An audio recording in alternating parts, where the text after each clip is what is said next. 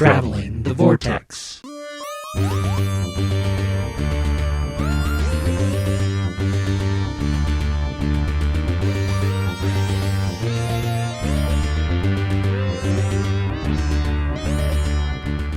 We join the Doctor as he travels the Vortex and arrive at episode 488. And the TARDIS is a fan of this podcast too. I'm Keith. I'm Sean. I'm Glenn. How are you guys? Pretty good. How about you? Pretty good. I'm wondering if we're one of the TARDIS's top 10 podcasts. Well, the Doctor did inspire it. That's right. Did you guys do anything this week? I'm trying to think if I did anything this week. Are you really? Sure, we're celebrating some Easter stuff. Oh, yeah. We did have Easter. Oh, yeah. There was that. We don't have little ones anymore, so the kids got Easter baskets from us, but our biggest excitement is we went to lunch with my parents and then went over to their house and played some games. That was pretty much it. We did a Easter egg hunt. Mel's church that she works for invited us to, so I got to go and get some eggs. And then I don't know if you guys have heard of this. Topeka West apparently has a fundraiser where it's $1 an egg, and you tell them what your child likes and what color, and then they go and get the eggs and fill them and hide them. So you wake up Easter morning and there's eggs in the yard. This is the greatest thing ever. That's pretty awesome. Like, we came outside and I'd forgotten. So I was just as surprised as she was. And then there was that brief moment of panic about, I don't know where the eggs are at. I don't care. I'm just going to sit here and have my morning tea, you know. Look over there, Shy. There might be something behind the house. I mean, it was a lot of fun. And she got necklaces and, a little bit of candy and, stuff. She had a blast. And it's like, apparently this is now, they started doing this a couple years back, and it has become like the fundraiser. Like, they don't bother with anything else because this has been so successful. And it's like, yeah, no lie. I mean, come on. Now, there's a part of me that's really upset that the kids of today in high school are not being forced to, shuck candy bars and whatnot, but I guess good for them. Yeah, but having to get up really early to go hide Easter eggs, it's still something. This is more commendable because they get almost 100% of the profit. It's not going to some Mars candy bar company where they're only getting like a skimming off the top of it. That's very true. But, so yeah, totally we'll do this again next year because it was awesome. That's pretty cool. Jimmy got to take part in an Easter egg hunt at her grandparents, and then we had one here too, so Liam wasn't too sure what to do. He wasn't too sure about walking around in shoes outside. Still getting used to that. Yeah. Did you guys watch anything? Did you watch anything new? Because I watched stuff. It was just all old stuff. Stuff I've seen before or talked about before. Falcon and Winter Soldier. Falcon and Winter Soldier. Current on that. Oh, you are? Yeah. Even this weekend's episode? Even this last weekend? We actually watched it tonight. Oh, wow. Oh. It's been good. I'm enjoying it. Yeah. I think I can see... So you guys knew that there was a subplot that was completely taken out, that was edited out because of the coronavirus? No, and I did they've not never know that. said exactly what it is, but I suspect it must have been a virus or something related, because the Flag Smashers are, they're stealing medicine and vaccines. They've acknowledged that. But this particular episode in particular, there were things that felt really truncated and kind of lost, and I'm wondering if maybe that whatever subplot that was kind of pulled out has maybe made things a little disjointed, because there were a few things that happened that I thought, okay, I really kind of needed more from that, or more setup, or more, exposition in order to either A, understand, or B, sympathize with a certain character. Mm-hmm. So I think I can see that. Other than that, I think that's the only thing that I've disliked about it. Everything else about it's been great. I think I really need to go back and rewatch Captain America Winter Soldier, Captain America Civil War.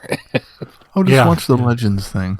Yeah. It's been just long enough that I'm like, oh God, is that person from that one thing that they did that one time? I'm with Keith. I'd go back and, of course, we're doing a watch through again, but go watch those. Go watch the Legends things that they have on Disney Plus. Those are really cool. They'll give you a real good recap. They even have them for Sharon and Zemo. Oh, they do now. I hadn't seen those. The last ones we watched were Falcon and Bucky. I think those 2 dropped one week, and then the other 2 dropped another week. Ah, cool. I'm gonna check those out. You're Although move the seat forward. I found there was a lot of crossover. So yeah, there was quite a bit. That was it. I haven't watched Godzilla vs. King Kong. Sean, you saw it, right? What'd you think? I've watched it twice. Ooh, wow. Twice? If that's an indicator. Yeah. It is absolutely bonkers, but in a good way. And it's very flawed. There's way too many humans, and there's way too much human plot in order to set things up. But I didn't come for any of that. I came to see giant monkey, giant lizard fight, and I got giant monkey, giant lizard fight. So I was pretty happy. No, you didn't. You had giant ape fight. You and what army?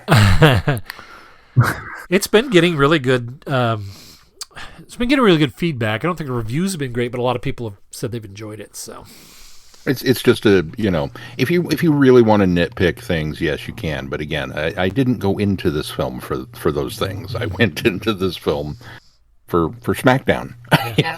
That's kind of what it is, and it's like, all right, I'm good with that. I think it's 75% on Rotten Tomatoes.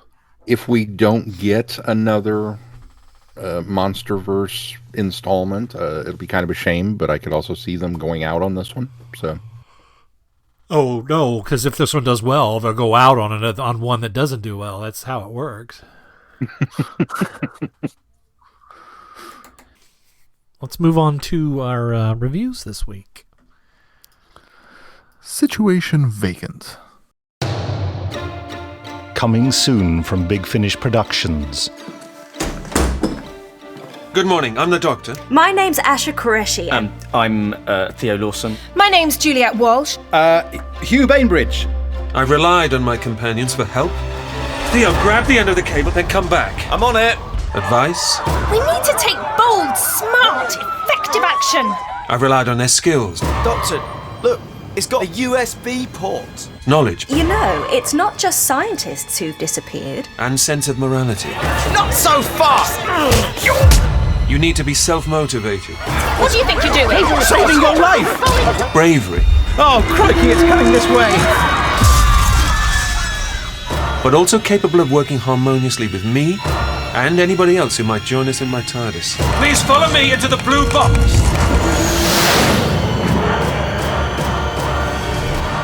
Any questions? Doctor Who, Situation Vacant. Subscribers get more at bigfinish.com. Bum bum bum. Uh-oh. Silence on the other end of the mics. It's not a bad story. In fact, at times it's a lot of fun. I think my problem with it is it doesn't take itself serious enough, and which I know that sounds like an odd comment to say about a Doctor Who story that is, sometimes they take themselves too seriously in these cases where they do these kind of maybe little different ideas. But this one I thought there was on the verge of being too silly, and the irony of it is that we always joke about how companions, how the Doctor's always auditioning companions, but in such a more subtle way than just coming out and out auditioning companions. And I think when it started, I was a little put off because I thought this doesn't seem like something the Eighth Doctor would do, and it doesn't seem like actually anything that the Doctor would do at all in any of his incarnations.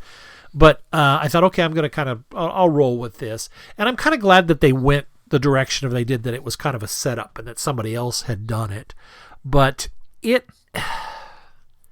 I think it goes too far as to try to make itself silly and serious at the same time. Does that make any sense? We've got the one gal who is supposedly hunting him down, and they rectify that later when we find out that this wasn't actually meant. It's the other person that she was supposed to be running down. But there's no, I mean, it's almost like every time something's revealed about one of these four members, it's like a 180-degree turn when it's revealed who they really are, what their motives are, what they're really doing. And so I think if it had been more subtle or they'd had a chance to kind of maybe expand on it and slowly roll into those reveals, I think that would have worked better. But with the time constraints, I can understand why, they kind of had to move things along. But that's another thing, is I think this story felt very rushed for as much stuff as they put into it. There's a lot of things going on here. There's a lot of clever ideas, but I really kind of felt like everything kind of rolled out and was rushed as we went. So that was just a couple of my problems with it. Like I say, I didn't hate it. I had a lot of fun listening to it. And in fact, Joe Thomas, I immediately recognized his voice. He's from one of my favorite shows, The In-Betweeners.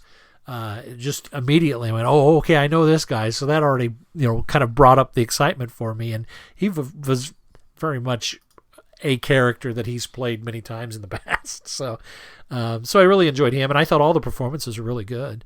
It's just, there was just a few things that bugged me about it. Those were just a few of them. What about you, Keith? I had fun listening to it, and I kind of agree with what you said with some of it. And I feel like there was about perhaps too many twists and reveals for the potential companions. Like every single one wound up being someone they're not really.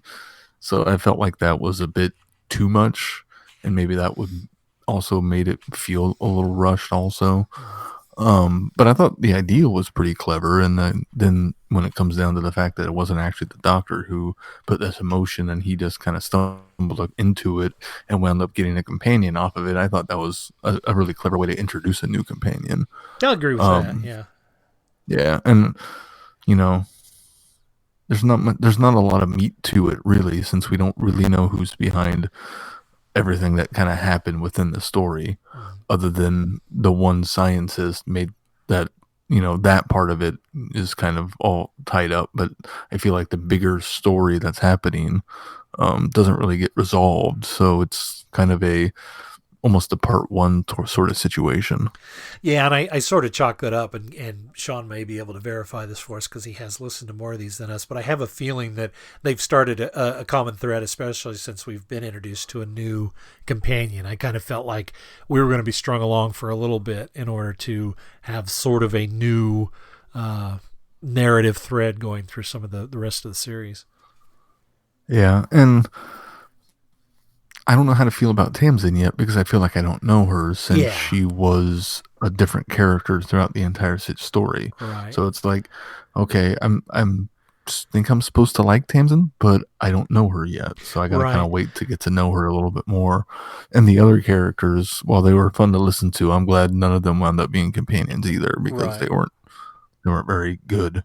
But Tamsin gets cast off very early, and I think that was another problem that I had with it, is if the doctor so easily turned her away, her winning him over at the end seemed almost a little too forced. Like, I think had he struggled with the idea of, okay, you're out the door kind of thing, I maybe I would have had a better acceptance of him at the end, asking her to come along.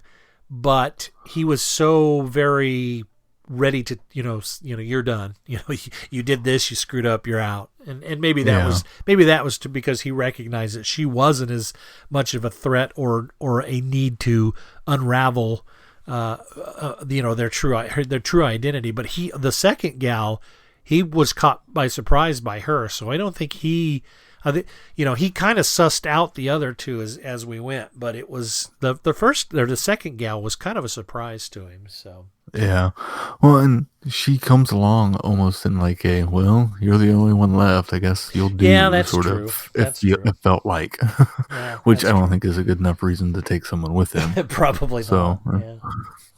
Well, I got no other option. You're the last one standing, so I guess you'll be my companion. That's a great relationship you're gonna have there, Doctor. I was really surprised when the one wound up being a vampire. Yeah. That was another thing about it is it almost felt like it was too campy. Like maybe they needed to reel back the camp just a little bit. I mean, I know why they were doing it the way they were doing is they were going for the camp. They were going for not taking themselves too seriously. But I think it just vaguely tips over too far into camp, and I think that was another thing that bugged me about it. In response, and I will tiptoe around future spoilers, the tone and the camp, very much done on purpose in my mind. First of all, it's Eddie Robson, who has kind of established himself as one of the more comedic Eighth Doctor writers I think that we've run into. And since this one is set at some point in time after the events of Death in Blackpool, where we have killed off Auntie Pat and pretty much demolished the Doctor's relationship with Lucy, that one ends on a really, I mean, even though we've got the random Santa wandering around in that one's still a bit of a heavy episode. Mm-hmm. And so they purposely went with a much lighter, tongue firmly placed in cheek, farce almost, to kind of help alleviate that. And in my mind, it's done with a changeover of companions, much like, with Rose leaving. Oh, they're automatically going to hate whoever we throw in there. So let's give them a really terrible Donna that nobody likes, so that they'll be more accepting of Martha. Almost had called her Marcia, and my brain was going, that's not right. Marcia. So I think that was very much done on purpose. And maybe it goes a little too far. But the seeds that are planted here do pay dividends. So without...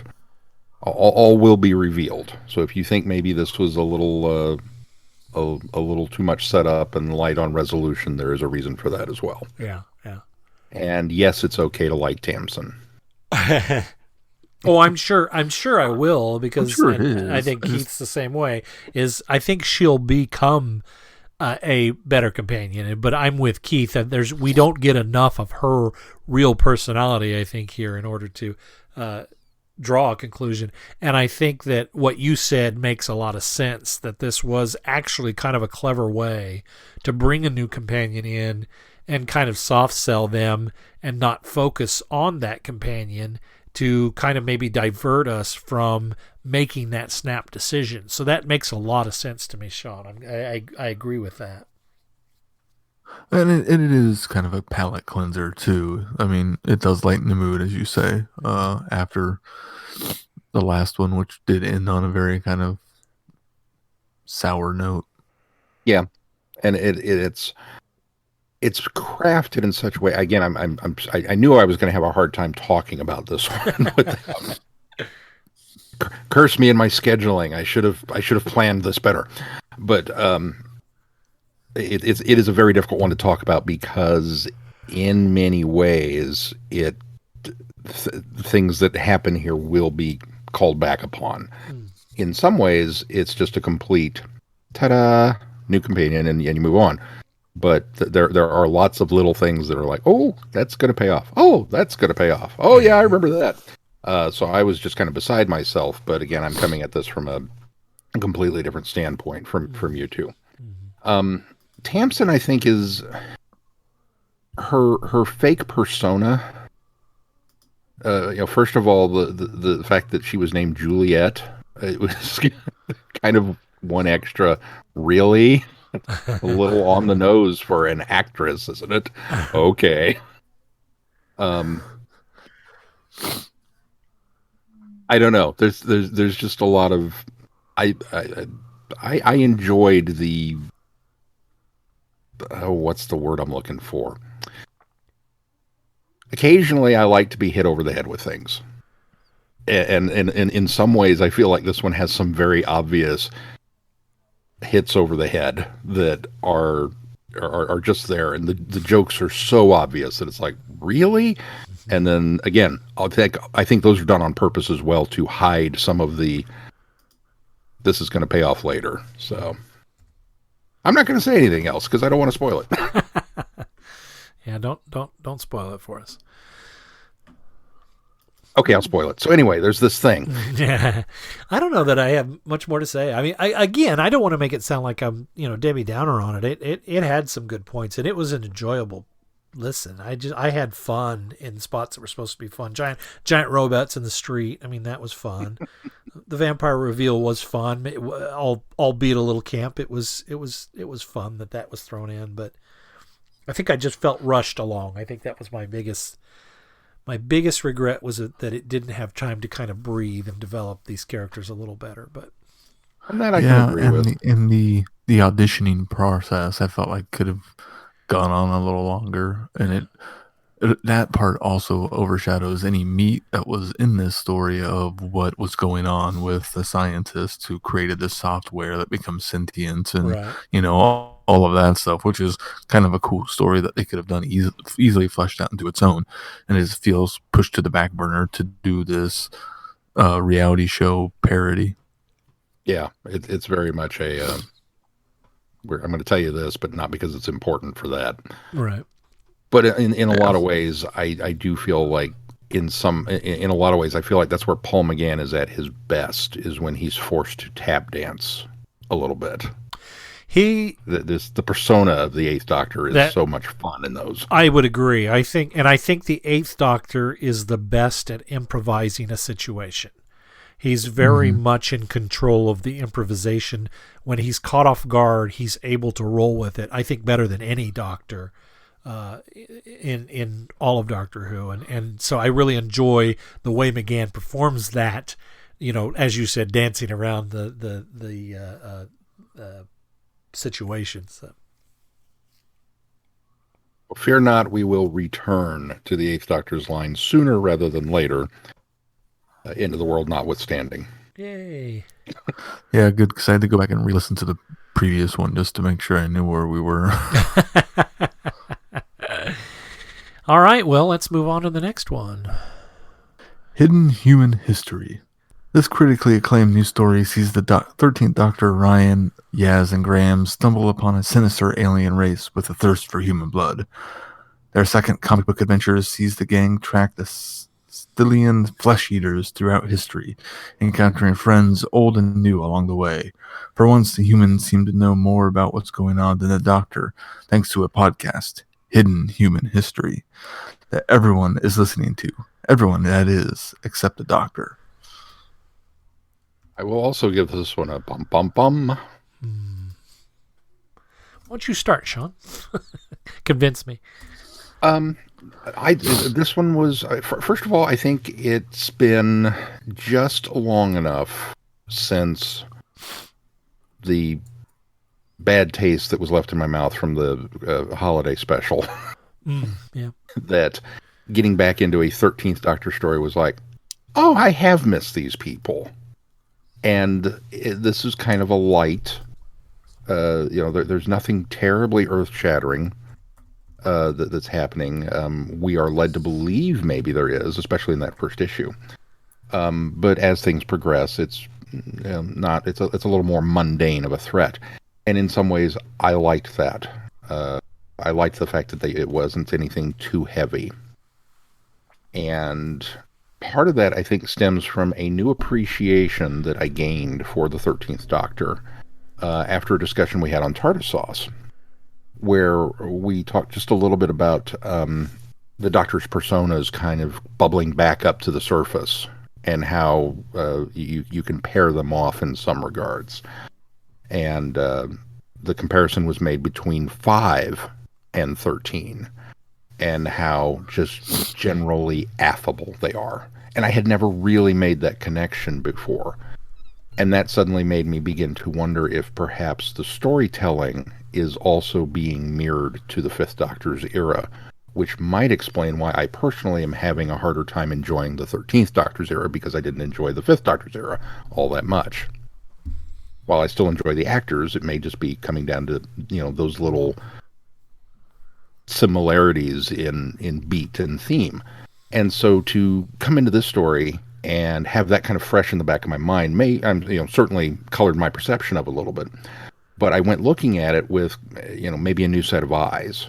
And I came out with a story that, while nothing really earth-shattering happened, it just kind of gave me a new appreciation for the interactions of these characters, which is something that I've always enjoyed. While I've complained about maybe some of the timing being off with a bigger TARDIS family, I can't complain about the interactivity between them. And the fact that the humans knew what was up because they listened to this podcast, and they were able to fill in these, kind of broad strokes of knowledge.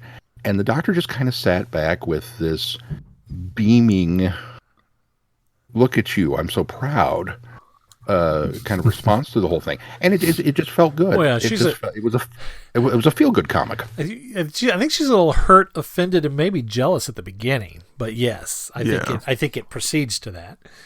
But I enjoyed the ending. I thought the way that this kind of comes together and ties itself off in a neat little bow, and that's the end of it. It's like, okay, that was just kind of a nifty little thing. I think we're being set up for some other elements with the time agency. I hope so, because that was probably one of my biggest problems with the story arc, is the fact that they show up almost just to be another confirmation that they know about this podcast, because they don't really do much, and there's really not much purpose of them being there, again, except for to give us somebody else in a different time period that is also listening to this podcast or is familiar with this podcast that the Doctor's not familiar with. So I think it was a waste of the characters, but I'm hoping, as you said, that we're being set up to have more stories or a more storyline with those two. I think that'll maybe rectify their appearance in this particular story arc. You're totally right that they are the weak link, because it feels very much like because the overarching story is that the main villain, if you will, is not much of a villain and there's not much of a threat. We have to have somebody come in to fire some guns. Right. But that's the thing, though. They are a threat in the first issue, and they are a threat in the second issue, and they scare them off, but that's all that happens. They don't really resolve the issue and just kind of take off and leave. So if, in my mind, these aliens come back in a fortnight or the next night and start feeding again, which obviously they have been because they evolve. So part of me struggled with the story too, because I see where they're going and seeing these aliens evolve and grow and become assimilated. That's a very long time for them to just go, oh, yep, okay, that's fine, it's taken care of, when it really hasn't been. Right. Even on the Doctor's standards of cleaning up messes, this was not a cleanup. This wasn't even a resolution. It was just this one time it's okay, and they'll be back, but that's okay. It's just that part didn't sit right with me. If they had given us any sort of indication that they fed one night every millennia or every 100 or whatever it was, 400 years, I'm with you, Sean, or Keith. I would have had no problem with that, but I thought the same thing. It was almost like we've fixed the problem for now, but what about tomorrow night? What about next week? What about, And so I kind of felt the same way, that things weren't really being resolved, and there was a purpose for that, but it just felt like hanging out there. And that was the other thing that you pointed on, is they were dangerous at first. They evolved to be not so dangerous, but that only happens because the one attacks the Doctor, and whatever DNA she absorbed from her is the reason why she becomes, less aggressive and evolves into to what she becomes, more human. And so I had I had a little problem with that too because it was circumstantial. I mean, yeah, what Doctor Who story isn't circumstantial? But it was obviously it was in your face circumstantial this time. So that was one of the problems I had with it as well. It was nice. Go ahead. I will give it a little bit of credit in the fact that I think somewhere down the line, maybe in issue 2, or might be, I think it was 4. This was 4 issues, so it might have been in issue 3, where she talks about how they're only feeding this stay alive and not killing anymore. Right. Well, right. okay, so that's progress, but that anymore part is like, well, they still were killing previously, and you should have dealt with it. It was nice to have the familiar TARDIS crew back, especially since we said goodbye to half of the crew, or 2/3 of the crew. Yeah. So it was nice to have them back together again, and even if it is retroactively. So that was kind of nice, but I think overall too, for a 4-issue arc, or was it 4-issue arc? It was kind of middling. There wasn't a lot going on, and that was a problem because it felt too long and drawn out, even though we were stepping through time and each time was a different incident. It still felt like that because of the fact that there was no real resolution at the end of each of these incidents. It felt like it took way too long to get to a resolution. And so that was another problem I had with it. That being said, Jodie Hauser captured everyone's voice really well. I would agree with that, yeah. That's something that I can definitely get behind, is that the characters that are interactions or responses, just the voice of these people was very much present on the page, and the artwork I thought was spot on too. I enjoyed the There's artwork. been some really good artwork, I think, in the 13th Doctor run thus far. Yeah. And the pacing feels like this Doctor's era too. I mean, it feels a little slower, a little measured, a little bit more character interaction than action or plot centric. And I think they do a good job capturing that too. I'm just going to chalk it up to my new appreciation of the 13th Doctor's era. It's funny you say that because, and it wasn't on that particular episode of TARDIS Sauce, but I think I see what you're saying about both 5 and 13 being affable, but I think they're affable in very different ways. And so I guess I don't see that personality sort of bubbling out of the 13th Doctor in any way, because I still think there's a stark contrast, despite the fact that they're both sort of affable. Really? Yeah. I think I see the comparison. I just whereas, I mean, obviously it's obvious to me to make comparisons between, say, 1 and 6 and even 13 or 12, they both have that gruff, brusque exterior and things. Looking at Matt Smith and Troughton and making comparisons there between kind of the more playful nature of it. That was manufactured though, so. Right, and very much so on Smith's part. But this, which is another one that kind of makes me wonder if this is is Jodie choosing to model this behavior after 5, or is she being written into it, maybe because Chibnall is a fan of the 5th Doctor's era, which again maybe can tie back into why I'm not enjoying the 13th stories as much, because while I enjoy Peter Davison, I don't enjoy the Peter Davison era a lot. And I kind of feel the same way. So maybe that's just my personal shading is coloring this comparison more than it's actually there.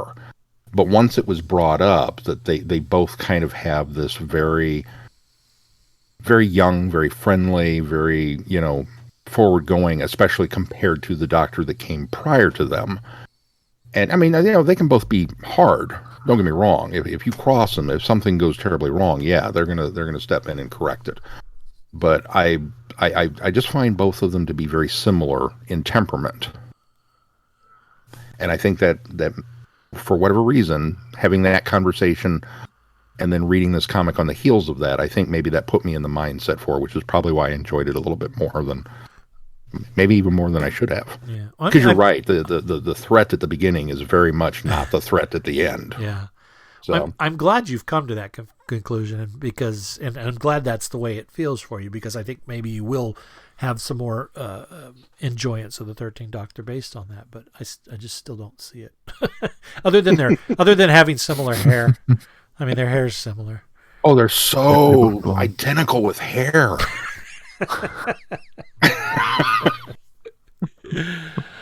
Oh, what do we got coming up? They both wear tan coats. I mean, come on, Glenn. Didn't Peter Davison wear high waters too? I mean, didn't you see his ankles?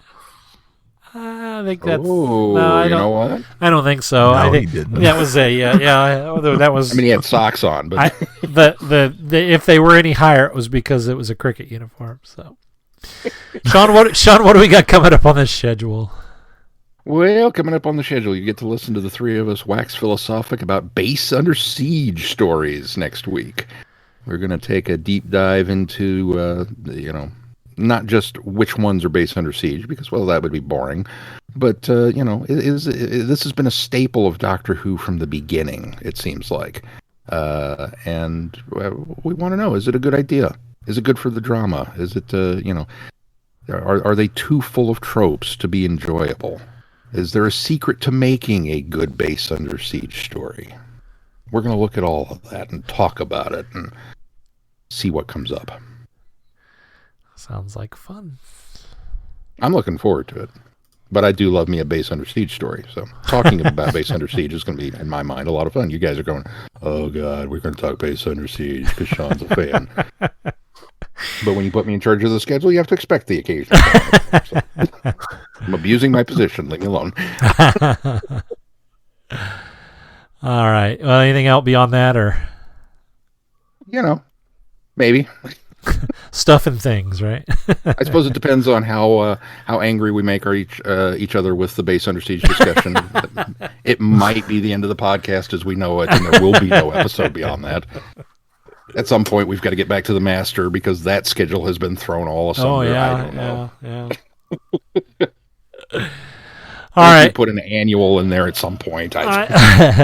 Well, Sean will keep us updated, and you can check for updates on travelingthevortex.com. And if you get any value out of this podcast, consider putting some value back into it by clicking on that Patreon link and consider supporting us. And thank you to those of you that already are. And please consider giving us a 5-star review wherever you subscribe to this podcast. Apple Podcasts is one of the most important because it really, really does a lot to bump us up into the ratings there. And make sure you join us in the conversation in our listeners forum on Facebook. There you can engage with other listeners and share your thoughts and insights with us and others. And don't forget, Goodreads Doctor Who Book Club.